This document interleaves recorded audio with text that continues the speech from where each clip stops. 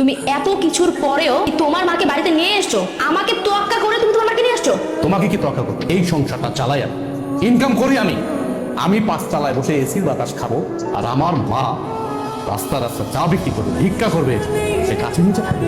দেখো, এই সংসারটা আমার, এই সংসারটা আমি মেনটেন করি, তাই আমি যা বলবো তাই হবে। আমি তোমার মাকে নিয়ে থাকবো না এই বাড়িতে। কে কার সাথে থাকবে বা না থাকবে এটা একান্ত ডিসাইড করবো আমি। তুমি ডিসাইড করার কে? কে তুমি?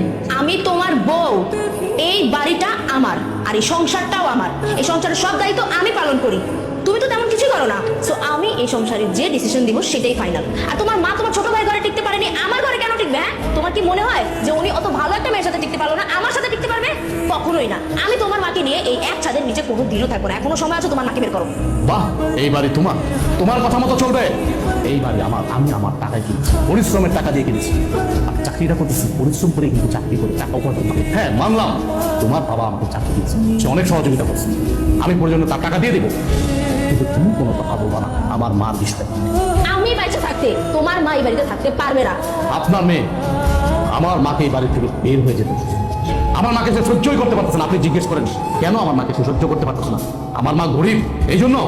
আমার হাজবেন্ডের অবস্থা দেখছো? ও ওর এই ফুকিনি মাকে বাড়িতে নিয়ে আসছে। আমি তো বিয়ের শুরুতেই বাড়ি থেকে ওনাকে বের করে দিয়েছিলাম, কারণ ওনার সাথে আমি কিভাবে সমাজে চলবো বলো তো? আমার মেয়ে যা বলেছে ঠিকই বলেছে। তোমার মায়ের বেশভূষা দেখেছো কি নোংরা? তোমার মা আমার মেয়ের সাথে মানিয়ে চলতে পারে। আরে তোমাকে আমার মেয়ে ভালো একটু বিয়ে করেছে, সেই জন্য গ্রাম থেকে তুলে নিয়ে এসে আমি তোমাকে চাকরি দিয়ে প্রতিষ্ঠিত করেছি। তাই বলে তোমার এই গায়া মাকে আমার মেয়ের বাড়িতে নিয়ে আসবা? আপনার মুখে এই টাইপের কথা কখনো মানেন? আপনি একটা শিক্ষিত, ভদ্র, মার্জিত ফ্যামিলির লোক। আপনি আপনার মেয়েকে বুঝাবেন, কিন্তু উল্টা আপনি দেখাচ্ছে আরেকটা।